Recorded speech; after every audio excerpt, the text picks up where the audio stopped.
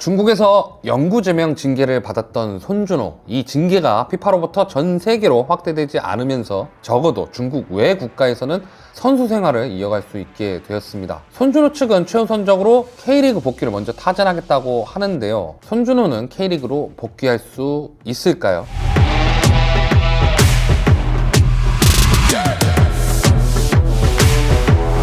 중국의 피파 제소가 기각됐습니다. 손준호가 수원FC로 복귀하면서 K리그로 다시 돌아와서 활약하던 지난 9월에 중국이 손준호를 영구 제명했다는 기사가 나왔습니다. 손준호 측은 지속적으로 무죄를 주장했고 실제로 그렇게 돌아왔기 때문에 대다수의 축구 팬들은 손준호를 믿어주는 여론이 많았습니다. 물론 갸우뚱할 순간이 없었던 것은 아닙니다. 당초에 한국에 돌아와서 몸을 만들던 곳도 전북 현대라는 것은 공공연한 사실이었고, 건용FC 소속으로 K5를 뛰려다 상대팀 거부로 출전하지 못했던 날도 여기 보시면 전북의 아디다스 바람막이를 입고 있었습니다. 손준호가 전북에서 뛰던 당시 키스폰서는 험멜이었기 때문에 아디다스 바람막이만으로도 사람들은 전북에서 이미 운동을 하고 있고 전북으로 가겠구나 했었습니다. 하지만 보도를 통해 전북행이 결렬되었고 포항 시절 감독인 최소로 단장이 손준호를 끌어오면서 극적으로 수원FC를 통해 복귀를 하게 되었죠. 좋은 활약을 이어가던 시점에서 중국의 손준호 제명 소식이 터졌고, 중국 축구협회는 피파에 이 사안을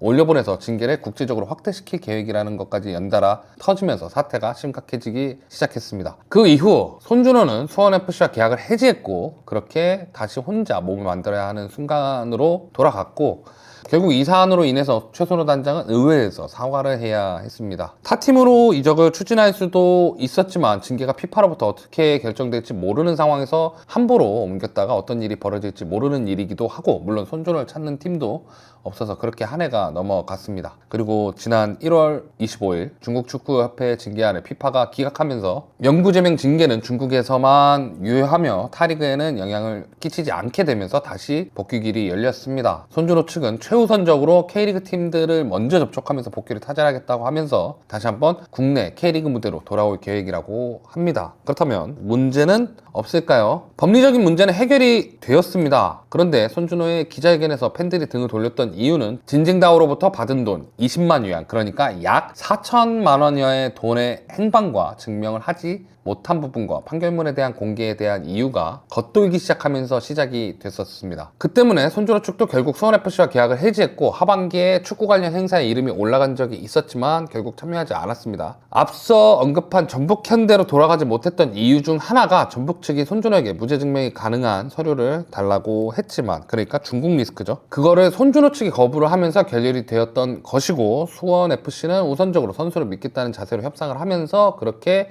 이적이 가능해진 것이었습니다. 정리하자면 찝찝함이 계속 남아있었다는 것이죠. 이 사건 초반 당시 제가 손준호의 뇌물죄 금액을 알고 나서 만든 컨텐츠에서도 연봉이 수십억일 텐데 4천만 원의 승부조작이나 뇌물을 수수했다는 것은 이해가 가지 않는다라는 이야기를 한 적이 있습니다. 그런데 손준호 측이 정말 이 4천만 원이라는 돈에 대한 이야기를 시원하게 해명하지 않고 기억이 나지 않는다던가 돈이 왔다 갔다 한 적이 많다라는 이야기를 하면서 여론이 납득하기 어렵게 해명을 한 것도 있습니다. 그리고 찝찝함은 다른 의심을 낳게 합니다. 적어도 한 개의 의심 정도는 풀어줬다면 사람들의 여론이 그렇게 돌지는 않았을 겁니다. 하지만 손준호를 둘러싼 의구심 중 단 한 개도 명쾌하게 풀리는 의심은 없었고, 결국 다른 길로 몰리게 되면서 여론은 사건의 초반과 완전히 반대로 흘러가게 되었습니다. 그렇다면 복귀하려면 어떻게 해야 할까요? 손준호 측은 K리그 복귀를 원하고 있습니다. 타국에서 힘든 시간을 보낸 것은 사실이기에 가급적이면 모국에서 선수 생활을 하고 싶을 거고, 92년생으로 엄밀히 말하면 이제는 30 중반을 향해 가는 나이기 때문에 더더욱 국내 무대를 원하는 것이라고 생각이 됩니다. 진심 어린 사과와 축구로 보답하겠다라는 선택지를 고르면 안 됩니다. 이미 많이들 했었고 그건 그거대로 받아들일 시대가 아닙니다. 무엇보다 수원FC가 먼저 경험을 해버렸기 때문에 단순하게 기회를 달라 선수 생활의 마무리를 K리그에서 하고 싶다로 접근하면 안 되는 상황이 되어버렸다라고 저는 생각합니다. 요즘 제가 자주 하는 이야기입니다. 무슨 갈등 상황이 생기든 어떤 이런 혼란스러운 상황이 생기든 자주 하는 이야기인데요. 적어도 수원FC 팬들은 상처를 받았고, 그리고 구단이 피해를 받습니다. 본의 아니게 그랬다라고 할 수는 있으나 의도와 다르게 피해를 받은 사람들이 있다는 이야기입니다. 그럼에도 불구하고 K리그 복귀를 위해서는 손준호 선수가 넘어야 하는 산이 많습니다. 완벽한 해명을 하라는 것이 아니라 납득을 시켜줘야 한다는 겁니다. 호소가 아니라 설득하려는 노력을 해야 한다는 말이죠. 이 시간이 굉장히 쉽지 않고 힘든 시간이 될 겁니다. 그럼에도 불구하고 비난을 하는 사람이 있을 수도 있지만 그로 인해 이해를 하는 사람도 생길 수 있습니다. 개인적으로 저는 중앙 미드필더라는 포지션을 좋아하고 제가 좋아하는 선수들도 거의 대부분 중앙 미드필더입니다. 정말 잘하는 선수입니다. 그래서 걱정했고 그래서 안타까웠습니다. 정말 어려울 수 있지만 손준호 선수가 부디 축구 팬들을 이해를 잘 시켜줘서 K리그 무대에서 다시 보일 수 있게 됐으면 좋겠습니다. 지금까지 스냅스포츠 장동희였습니다.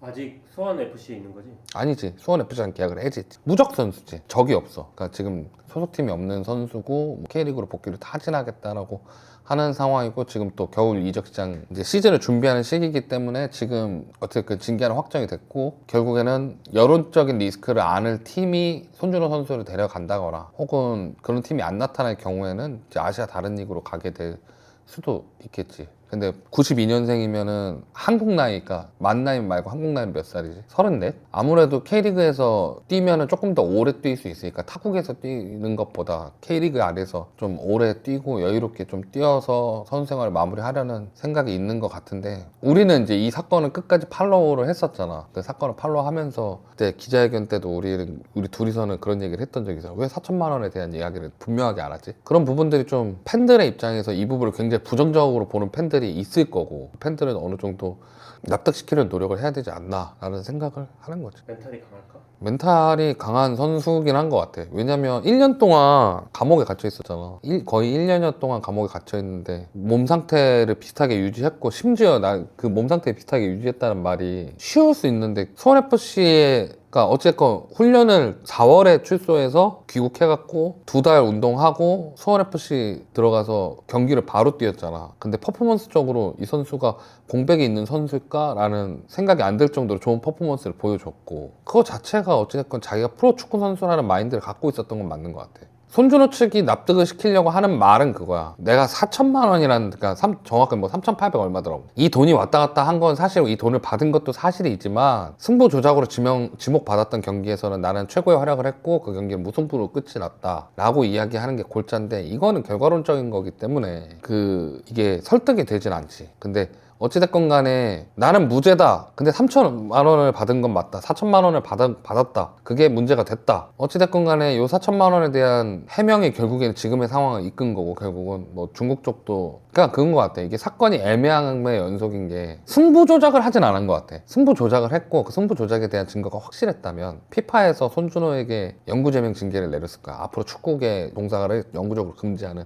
조항을 내렸겠지. 근데 그게 아니잖아. 그러니까 피파 측에서도 영구제명을 전 세계적으로 확대하기에는 근거가 약하다고 하니까 야, 니네 안에서만 유지를 해. 해서 중국 안에서만 유지를 시켰잖아. 그러면은 나는 오히려 문제는 심플해졌다고 생각하고 손준호 측이 더 유리해졌다고 생각하거든. 손준호 측이 얘기할 수 있는 가장 명쾌한 해답을 내릴 수 있는 건, 개인적으로 봤을 때 4천만 원에 대한 이야기, 그리고 본인이 판결문에 대한 이야기를 숨겼던 것, 그런 것들을 좀 진솔하게 이야기하면은 팬들이나 다른 구단들에서도 그거를 좀 이해하지 않을까? 라는 생각이 드는 거지.